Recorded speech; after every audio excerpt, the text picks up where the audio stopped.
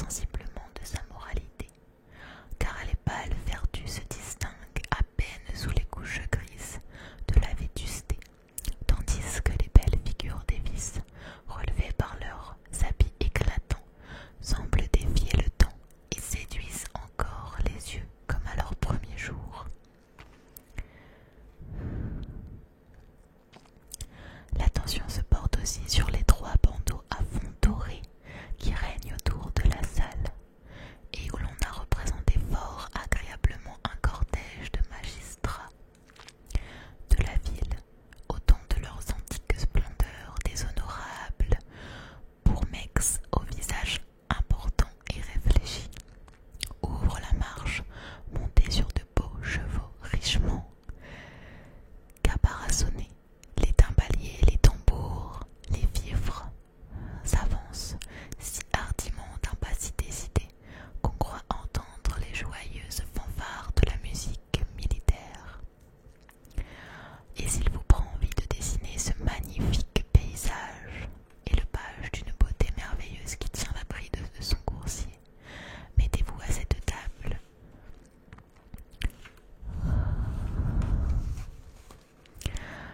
Ainsi parlait en ce lieu le négociant Elias Ross, un jeune homme avec lequel il était associé et qui devait prochainement épouser sa fille Christine. Trocotte trouva avec peine une petite place à la table que je viens d'indiquer, prit une feuille de papier, teignit d'encre l'extrémité d'une plume, et il s'apprêtait à commencer par un beau jet calligraphique, lorsqu'en songeant encore une fois à l'affaire qu'il allait expliquer, il leva les yeux vers la voûte. Le hasard voulut qu'il se trouvât justement placé en face de deux figures du cortège qui avaient toujours produit sur lui une impression singulière. Un homme grave, presque sombre, avec une large barbe frisée, couvert de riches vêtements, s'avançait sur un cheval noir dont un bel adolescent tenait les rênes. Une longue chevelure blonde et un costume d'une rare élégance donnaient à celui-ci un air un peu efféminé. La démarche, le visage de l'homme, excitait toujours une sorte d'effroi dans l'âme de Trocotte, mais il trouvait que les traits du page, la source des émotions les plus riantes. Jamais il ne pouvait détacher ses regards de cette figure attrayante et il arriva une fois qu'au lieu d'écrire la lettre d'avis de M. Elias Ross, il resta occupé à contempler les deux personnages merveilleux, traçant dans sa distraction quelques traits avec sa plume. Il se trouvait déjà depuis longtemps dans cette situation lorsque quelqu'un placé derrière lui frappa sur son épaule et s'écria d'une voix sourde: « Bien, très bien, voilà ce que j'aime, cela peut devenir quelque chose. » Trocotte se retourna, réveillé comme dans un rêve, mais il sembla frappé de la foudre. La surprise, l'effroi lui ravirent la voix. Il voyait auprès de lui la figure sombre qui venait de contempler sur le lambris. C'était cet homme qui lui parlait. Il était accompagné du bel adolescent dont le sourire avait une douceur inexplicable. Les ondulations de la foule mouvante eurent bientôt fait disparaître les deux personnages, mais Trocotte resta à la même place. Il s'y trouvait encore plus longtemps. Après que l'heure de la bourse fut passée, la salle était presque déserte, et M. Elias, qui causait avec deux étrangers, l'aperçut et s'avança devant lui. « Que faites-vous donc là si tard, mon cher ami ?» lui dit-il. « Avez-vous expédié la lettre d'avis ?» Perdu dans ses pensées, il lui présenta la lettre. Au même instant, M. Elias, frappant des mains avec désespoir, s'écria: « Quel enfantillage! Un poète associé, est-ce le diable qui vous possède? Une lettre perdue et la poste manquée. » M. Elias était sur le point d'étouffer de colère. Et les deux étrangers ne pouvaient s'empêcher de rire à la vue de la lettre qui était en effet assez risible.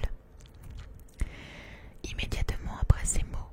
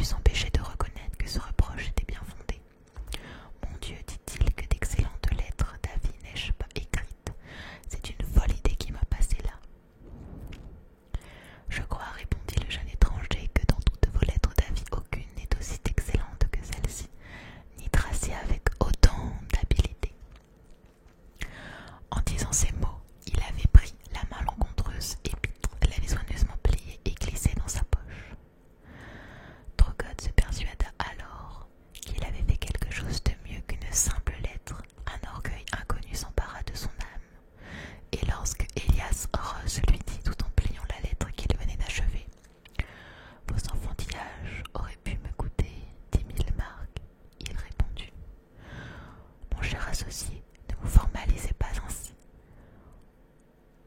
ou nous nous séparerons pour toujours.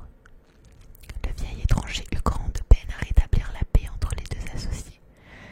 Il y parvint toutefois et se rendit avec eux et son jeune compagnon à la maison de M. Elias, qui les avait invités à dîner avec lui.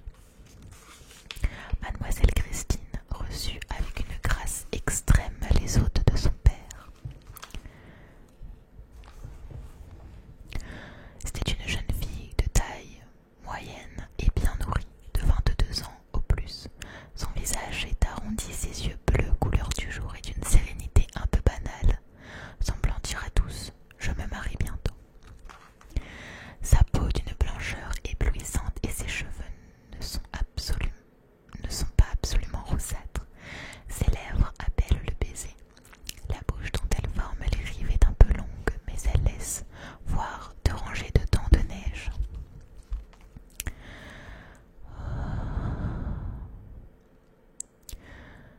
Le calme habite incessamment les traits de mademoiselle Christine.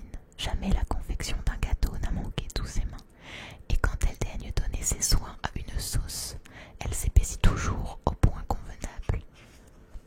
Tant mademoiselle Christine met d'intelligence et d'attention à tourner sa cuillère en cercle régulier. Après le repas, M. Elias proposa à ses amis une promenade sur le rempart. Trogotte, cherchant vainement à s'en dispenser, son associé le retint. Un célèbre physicien prétendait que l'esprit créateur du monde, ce grand expérimentaliste, a tracé sur le globe une immense machine électrique d'où s'échappent des traînées d'étincelles que nous ne pouvons éviter, et dont la commotion change subitement toutes les dispositions de notre âme. Trogotte se trouvait sans doute en rapport avec la grande machine au moment où il dessina à son insu dans la grande salle les figures qui apparurent tout à coup derrière lui.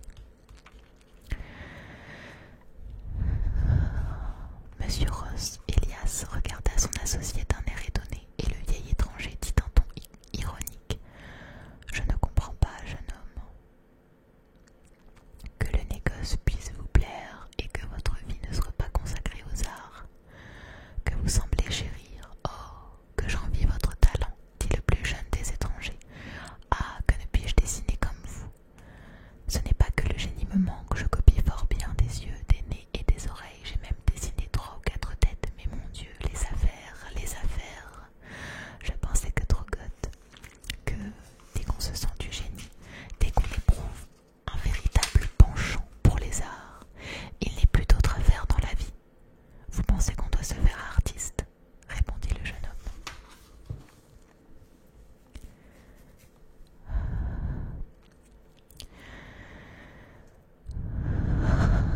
Et comment pouvez-vous dire une chose pareille? Voyez-vous, mon cher ami, j'ai plus médité sur ces matières que personne.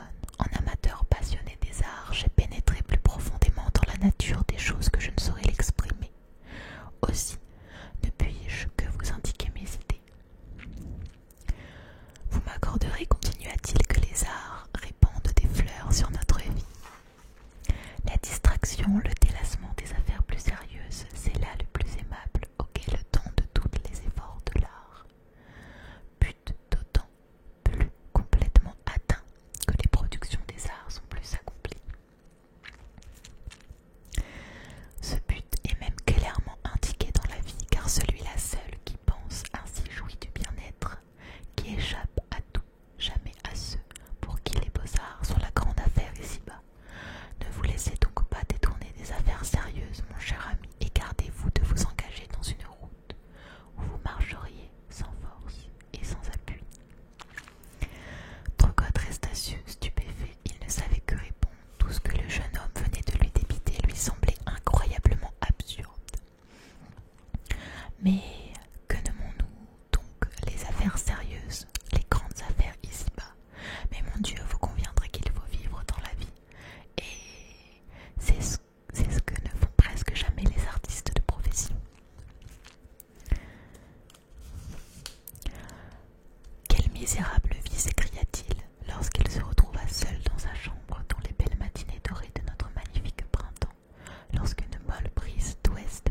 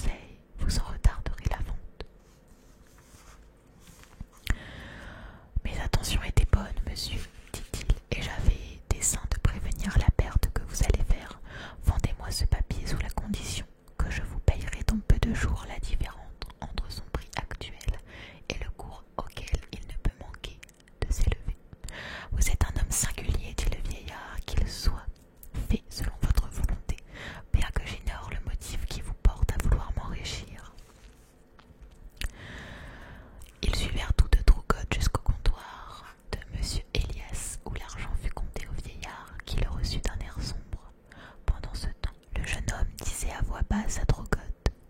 N'est-ce pas vous qui dessiniez quelques figures dans la cour d'Artus il y a plusieurs semaines?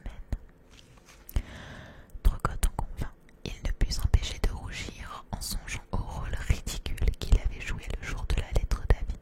« Oh, alors, ajouta le jeune homme, votre conduite ne saurait m'étonner. »